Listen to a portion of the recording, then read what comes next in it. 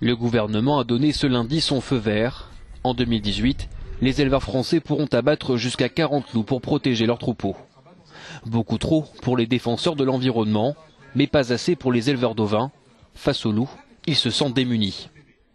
La prédation pour eux c'est une réelle agression au niveau de leur travail, mais aussi au niveau personnel, parce que ça les oblige à modifier tout leur système d'élevage ou d'aller coucher au milieu des brebis pour les défendre.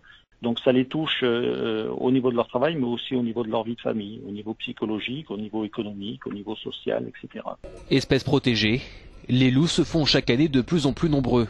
De 360 individus en 2017, le gouvernement souhaite en voir jusqu'à 142 plus d'ici 5 ans.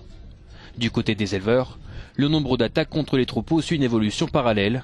De 8000 bêtes tuées en 2013, on en compte 11 700 l'an dernier.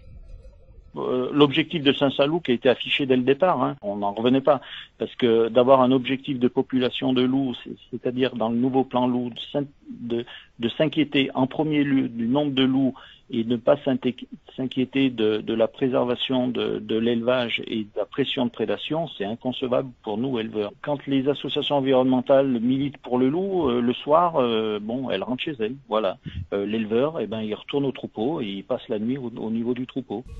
En France, l'abattage de loups est strictement réglementé et autorisé seulement après un accord délivré par la préfecture. Les éleveurs, quant à eux, regrettent des mesures d'autodéfense bien trop faibles.